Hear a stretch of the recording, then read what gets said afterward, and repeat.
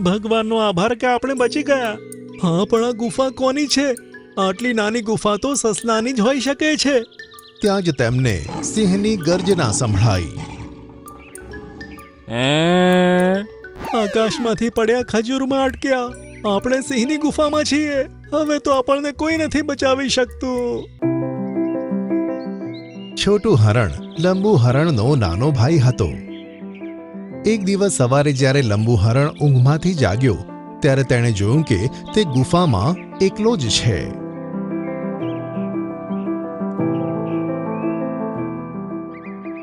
અરે, આ છોટું હરણ ક્યાં ગયો?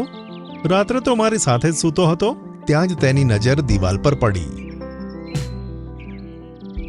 જેના પર કંઈક લખ્યું હતું. મને રહસ્યમય ટાપુને જોવાની ઈચ્છા છે. તમે ત્યાં રાત્રે મને જવા માટે મનાઈ કરી, એટલે હવે એકલો જ હું ત્યાં જઈ રહ્યો છું. થોડા દિવસ રોકાઈને પાછો આવી જઈશ. અરે બાપરે, છોટો એકલો જ તે ટાપુ પર જતો રહ્યો. લંબુ હરણને તેની ચિંતા થવા લાગી. તેણે એક પછી એક જીરાફ, સસલું અને મોન્ટુ વાંદરાને ભેગા કર્યા. તું ચિંતા ના કર લંબુ હરણ, આપણે ચારે મળીને છોટુને ત્યાંથી લઈ આવીશું. બધા સમુદ્ર કિનારે પહોંચ્યા અને હોડીમાં બેસીને ચાલી નીકળ્યા. ઘણા સમય આગળ ચાલ્યા પછી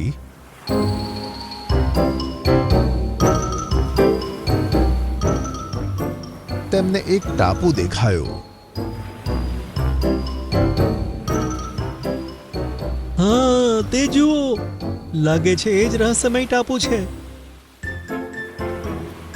તેમણે નાવડી ઊભી રાખીને જમીન પર પગ મૂક્યો જ હતો કે ત્યાં બે હાથી તેમની તરફ આવ્યા.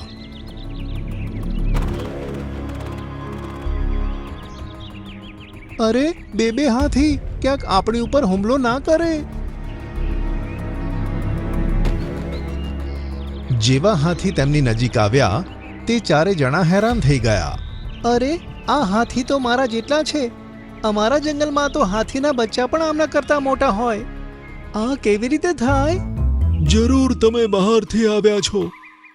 જે પણ આવે છે આ જ સવાલ પૂછે છે કે અમે આટલા નાના કેમ છીએ.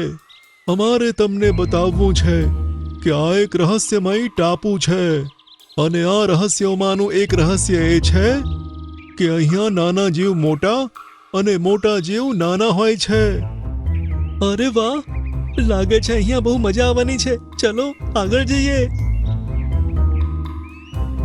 તેઓ જેવા આગળ વધ્યા તેમને એક સફેદ ગોળ ગોળ પથ્થર જોવા મળ્યો કે જે ખૂબ જ મોટો હતો. અરે જુઓ, આ પથ્થર કેટલો મોટો અને ચીકણો છે.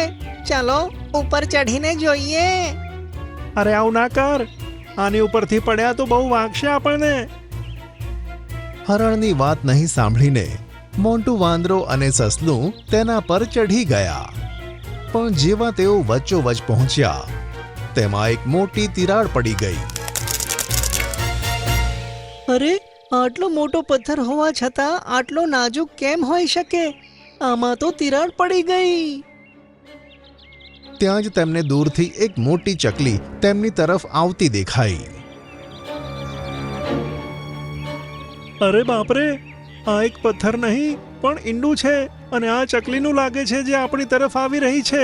તેણે જોઈ લીધું કે તેનું ઈંડું તમે તોડ્યું છે. ઉતરો અને ભાગો. અને પછી તેઓ બંને જણા ઈંડા ઉપરથી નીચે કૂદ્યા અને ચારે ભાગવા લાગ્યા. પણ તે ચકલી તેમની એકદમ નજીક તેમના માથા પર આવીને ઉડવા લાગી.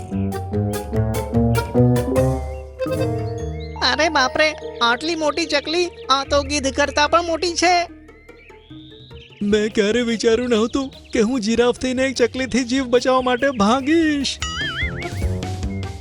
ઘણો સમય ભાગ્યા પછી બધા એક ગુફામાં જતા રહ્યા.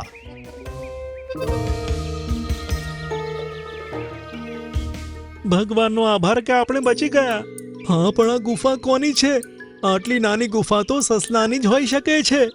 ત્યાં જ તેમને સિંહની ગર્જના સંભળાઈ. આકાશમાંથી પડ્યા ખજૂરમાં અટક્યા. આપણે સિંહની ગુફામાં છીએ. હવે તો આપણને કોઈ નથી બચાવી શકતું. તમે લોકો સિંહની ગુફામાં જ છો. બધાએ તે અવાજ તરફ જોયું તો એક સિંહ સામે આવ્યો. પણ એમાં ડરવાની શું વાત છે? હું કઈ ખૂંખાર જાનવર થોડી છું જે તમને મારીને ખાઈ જઈશ. જેવો સિંહ નજીક આવ્યો ત્યારે તેમણે જોયું કે તે સિંહ તો સસલા કરતા પણ ઘણો નાનો છે. આ જોઈ જીરાફે લંબુ હરણના કાનમાં કહ્યું, આપણા જંગલમાં તો જંગલી બિલાડીઓ પણ આના કરતા મોટી છે. લાગે છે એની મમ્મીએ નાનપણમાં તેને કોમ્પલાન નથી ખવડાવ્યું. તમારા બધાનું કદ સામાન્ય છે. લાગે છે તમે બીજા જંગલેથી આવ્યા છો. સિંહભાઈ, અમે ડ્રીમલેન્ડ જંગલેથી મારા ભાઈ છોટુને શોધવા આવ્યા છીએ. શું તમે અહીં મારા જ જેવા કોઈ છોટું હરણને જોયું છે? હા, સાંભળવામાં આવ્યું છે કે કીડી રાણીએ પોતાના મહેલમાં એક છોટું હરણને રાખેલો છે જે કાલે જ બહારથી આવ્યો હતો. શું એક કીડી અહીંયાની રાણી છે? હા, ટાપુ પર સૌથી મોટું જાનવર કીડી જ છે. તેથી તે જ અહીંયાની રાણી છે. લાગે છે હું અહીં પાગલ થઈ જઈશ. તમે અમને કીડી રાણીને મળવા લઈ જાઓ. તે એને કંઈક કરી ના દે. તે બહુ નાદાન છે. હવે ચારે જણા તે નાના સિંહ સાથે મહેલ પાસે પહોંચ્યા. અરે બાપરે, આટલો ભવ્ય મહેલ! આ મહેલ કીડીનો હોય તેવું માનવામાં નથી આવતું.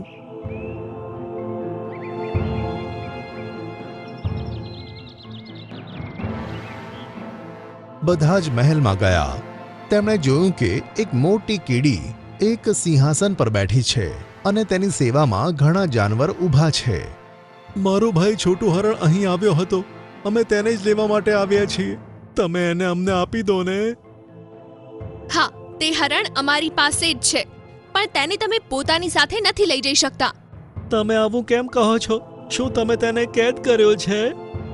હવે અમે તેને સજા કેમ આપીશું? અમે તેને અહીંયા રોકવાનો નિર્ણય તેની બહાદુરીના કિસ્સા સાંભળીને કર્યો છે. હે? બહાદુરીના કિસ્સા? હા, તમે હમણાં તેમને મળી શકો છો. તે અમારા મહેમાન કક્ષમાં છે. ચારે જણા એક કક્ષમાં આવ્યા કે જ્યાં છોટું હરણ બેઠો હતો. તેની આજુબાજુ ઘણા બધા પ્રકારના સ્વાદિષ્ટ પકવાન અને ફળો મૂકેલા હતા. અરે લંબુભાઈ, તમે આવ્યા? હું તમને બહુ યાદ કરતો હતો. નાના ભાઈને સ્વસ્થ જોઈને લંબુ હરણ ખુશ હતો, પણ તેને ગુસ્સો પણ આવતો હતો. તું મને પૂછ્યા વગર અહીં આવ્યો અને આ જાનવરો તારી આટલી ખાતરદારી કેમ કરે છે? મને કહીશ? કહું છું ભાઈ, હું કાલે જ્યારે આવ્યો ને ત્યારે કીડીના 2 સિપાહીઓ મને અહીંયા લાવ્યા. ત્યારે મેં કીડી રાણીને મારા વિશે કહ્યું. મેં જોયું કે અહીં મને કોઈ ઓળખતું નથી, તો મારા વિશે મેં ખોટું કહ્યું. જેમ કે હું મારા જંગલનો સૌથી બહાદુર અને તાકાતવર જાનવર છું. મારાથી જંગલવાસી બીવે છે અને મેં મારા જંગલને મોટી મોટી આફતોથી બચાવ્યું છે. તો એ લોકો તારી ખોટી વાતને સાચી માનીને તારી ખાતરદારી કરે છે? હા ભાઈ, મને બહુ જ ગમવા લાગ્યું હતું. એક દિવસ રોકાઈને હું અહીંયાથી જવાનો હતો, પણ આજે સવારે જ્યારે કીડી રાણીને મેં મારો જવાનો પ્રસ્તાવ મૂક્યો ત્યારે મને ખબર પડી કે તેઓ શું કરવા માંગે છે. આ સાંભળીને ત્યાં ઊભેલા બધા જ વિચારમાં પડી ગયા. બોલ તો, તારી જોડે શું ઈચ્છે છે? કીડી રાણીએ મને કહ્યું, છેલ્લા કેટલાક મહિનાથી આ ટાપુ પર દર 4 મહિને એક દાનવ આવે છે અને ટાપુના કેટલાક જાનવરોને મારીને ખાઈ જાય છે. બધા તેનાથી ડરે છે. તેથી તેઓ ઈચ્છે છે કે હું તે દાનવને મારીને તેમને આઝાદ કરું અને પછી હું જાઉં. આ સાંભળી જાણે બધાના પગ નીચેથી જમીન ખસી ગઈ. હવે જો હું સાચું કહીશ તો કીડી રાણી મને મારી નાખશે. ભાઈ, સાચે કહું, મને ખબર નથી પડતી કે હવે હું શું કરું. એ દાનવ જ્યારે અહીં આવશે ત્યારે હું તેનો સામનો કેવી રીતે કરીશ? આ સાંભળી બધા વિચારમાં પડી ગયા. એ રહસ્યમય દાનવ કોણ છે અને આ ટાપુ ઉપર બીજા કયા રહસ્યો છુપાયેલા છે? શું બધા મળીને તે દાનવને ખતમ કરી શકશે કે પછી તેઓ પણ દાનવનો શિકાર થશે? આ જાણવા માટે આ વાર્તાનો આગળનો ભાગ જરૂર જોજો. અમે પેલા ખંડેર બનેલા ઘરોમાં રહીએ છીએ. તમે જ્યારે અહીંયાથી પસાર થાઓ છો ત્યારે તમારા પગની નીચે ઘણા બધા ઉંદરો કચડાઈ જાય છે. અમારી વિનંતી છે કે તમે પોતાનો રસ્તો બદલી નાખો. એક ગામ ભૂકંપના કારણે પૂરી રીતે તબાહ થઈ ગયું હતું અને મકાનો નષ્ટ થઈ ગયા હતા. ગામ ખંડેર બની ગયું હતું. બધા ગામવાળાઓએ ગામ છોડવાનું નક્કી કર્યું. ગામના બધા લોકો ગામ છોડીને જતા રહ્યા. ગામ ખાલી જોઈને ઉંદરના રાજા મિંકુએ ગામમાં એક મીટિંગ બોલાવી. તમે લોકો વિચારતા હશો કે મેં આ મીટિંગ કેમ બોલાવી. તે ઉંદરોમાંથી એક તોફાની ઉંદર જેનું નામ પિન્ટુ હતું તે બોલ્યું, મારા જરૂર કોઈ નવી પાર્ટી થવાની છે. ના પિન્ટુ, મેં તમને બધાને અહીંયા પાર્ટી એન્જોય કરવા માટે નથી બોલાવ્યા. મેં તમને બધાને અહીંયા કોઈ ખાસ ઉદ્દેશ્યથી બોલાવ્યા છે. પહેલા આપણે અહીંયા અને ત્યાં ભટકતા હતા. મેં તમારા બધા માટે ઘરનો બંદોબસ્ત કરી દીધો છે. તમે કહેવા શું માંગો છો મહારાજ? થોડાક સમય પહેલા ગામમાં ભૂકંપ આવ્યો હતો, તેથી બધા ગામવાળા ગામ છોડીને જતા રહ્યા. આપણે તેમના ઘરોને આપણા ઘરો બનાવીશું. શું બધા વાત માનો છો? મિંકુની વાત બધા ઉંદરોએ માની લીધી અને આમ ખાલી ગામ ઉંદરોનું ઘર બન્યું. બધા ઉંદરો તે ઘરોમાં આરામથી રહેવા લાગ્યા. પણ તે ગામ એક તળાવના કિનારે હતું અને તેમાં હાથીઓનું એક મોટું ઝુંડ પાણી પીવા આવતું હતું. ગામ હવે ખંડેર થઈ જવાને કારણે હાથીઓનું ઝુંડ હવે ગામમાં થઈને તળાવે પહોંચતું. હાથીનું ઝુંડ જ્યારે ગામમાં થઈને તળાવના કિનારે જતું હતું ત્યારે તેમના પગ નીચે કેટલાય ઉંદરો કચડાઈ જતા હતા, જેથી ઉંદરો ખૂબ જ ડરી ગયા. પિન્ટુ પોતાની મિત્ર ચિંકી, જે સરસ ચકલી હતી, તેની સામે પોતાનું દુઃખ વ્યક્ત કરતો હતો. ચિંકી, આપણે બધાએ મહારાજનો આદેશ તો માની લીધો, પણ હાથીઓનું તોફાન તો વધી જ રહ્યું છે. હવે હાથીઓ અને તારો શું સંબંધ? હાથીઓ તો બહુ મોટા હોય છે. અરે તું સમજી નહીં ચિંકી. પહેલા હાથીઓનું ઝુંડ પાણી પીવા માટે જંગલથી જતું હતું, પણ હવે તે આપણા ઘર પાસે થઈને જાય છે. રોજ કોઈના કોઈ એમના પગ નીચે કચડાઈ જાય છે. મને તો હવે બહાર નીકળવામાં પણ બીક લાગે છે.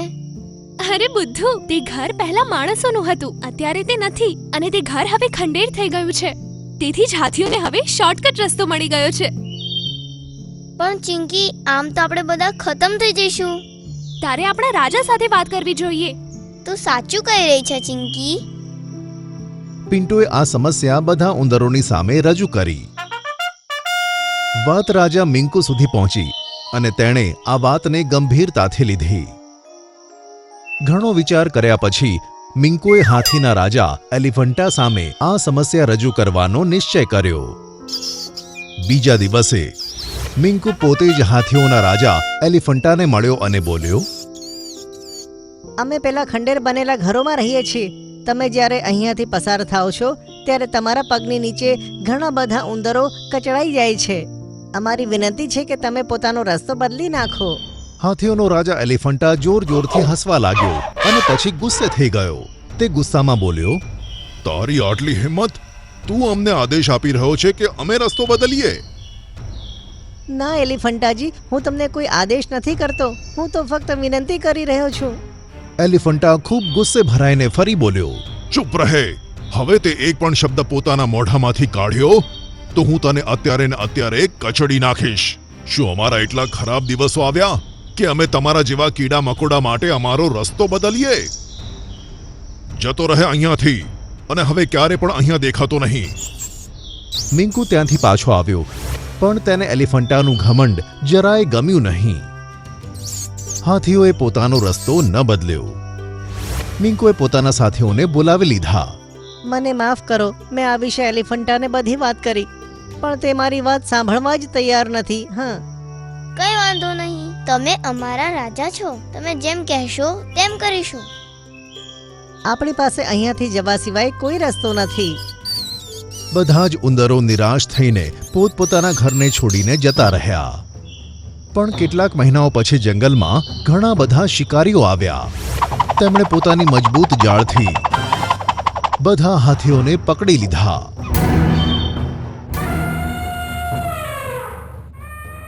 હાથીઓએ ખૂબ પ્રયત્ન કર્યા પણ તે જાળમાંથી છૂટી ન શક્યા. શિકારીઓની જાળમાં હાથીઓનો રાજા એલિફન્ટા પણ પકડાઈ ગયો. યોગાનુયોગ ઝાડ પર ત્યાં ચિંકી હાજર હતી. ચિંકી ઉડીને પિંકુ પાસે પહોંચી અને મિંકુને બધી ઘટના કહી સંભળાવી. ત્યાં પિંકુની સાથે ઉંદરોનો રાજા મિંકુ પણ હતો. ચિંકીની વાત સાંભળીને પિન્ટુ રાજી થતા બોલ્યો, આ તે સરસ ખબર સંભળાવી પિંકી. એલિફન્ટાએ આપણા રાજાનું ખૂબ જ અપમાન કર્યું હતું. તેની સાથે આમ જ થવા જેવું હતું. હું તો તારી સાથે એટલે આવી હતી, મને લાગ્યું તું એમની મદદ કરીશ. કેવી મદદ ચિંકી? અમે પણ એલિફન્ટા પાસે મદદ માંગવા ગયા હતા પણ તેણે મદદ ના કરી. તેના કારણે આપણે ઘર છોડવું પડ્યું. તો આપણે તેમની મદદ કેમ કરીએ? પિન્ટુની વાત ઉંદરનો રાજા મિંકુ સાંભળતો હતો. તે બોલ્યો, ના પિન્ટુ, એવું ના કહેવાય. જો એલિફન્ટાએ આપણી મદદ ના કરી તો એનો અર્થ એવો નથી કે આપણે પણ તેની મદદ ના કરીએ. આ તમે કેવી વાત કરો છો? તમને ખબર છે કે તેના કારણે આપણે આપણું ઘર છોડવું પડ્યું હતું. તેણે તમારું કેટલું અપમાન કર્યું. હા, હું જાણું છું પિન્ટુ, પણ આપણે તેમના જેવા નથી બનવાનું. આપણે દયાવાન બનવું જોઈએ. પિન્ટુ, એ ના ભૂલ કે આ જંગલ આપણા બધાનું છે. એકબીજાને મદદ કરવી આપણા બધાની ફરજ છે. જાઓ, આપણા સાથીઓ ભેગા કરો. આપણે હાથીઓને બચાવવાના છે, નહીં તો તે શિકારી બધાને સર્કસમાં લઈ જઈને ગુલામ બનાવી દેશે. મિંકુએ તરત પોતાના સાથીઓને ભેગા કર્યા અને તે એલિફન્ટા અને તેના સાથીઓ પાસે પહોંચી ગયો. જોત જોતામાં બધા ઉંદરોએ મજબૂત જાળ પોતાના દાંત વડે કાપી નાખી અને હાથી શિકારીઓથી બચીને ભાગી ગયા. એલિફન્ટાને પોતાની ભૂલ સમજાઈ. તે પસ્તાવો કરતા કરતા મિંકુને કહે છે, મને માફ કરી દે મિંકુ. મેં તને નાનો સમજીને તારો મજાક ઉડાવ્યો, તારું અપમાન કર્યું. પણ આજે મને તે વાત સમજાઈ કે આપણે ગમે તેટલા મોટા કેમ ન હોય, પણ આપણે ક્યારેય સામેવાળાને નાના ન સમજવા જોઈએ. આપણે હંમેશા દયાળુ બનવું જોઈએ અને હંમેશા એકબીજાની મદદ માટે તૈયાર રહેવું જોઈએ. તારો ખૂબ ખૂબ આભાર મિંકુ. આજે તારા કારણે મને ખૂબ જ મોટી શીખ મળી છે. આપણે બધા લોકોએ દયાળુ બનવું જોઈએ. તેથી જ આપણું જંગલ સુરક્ષિત રહેશે. આ ઘટના પછી મિંકુ અને એલિફન્ટા ખૂબ જ ગાઢ મિત્રો બની ગયા.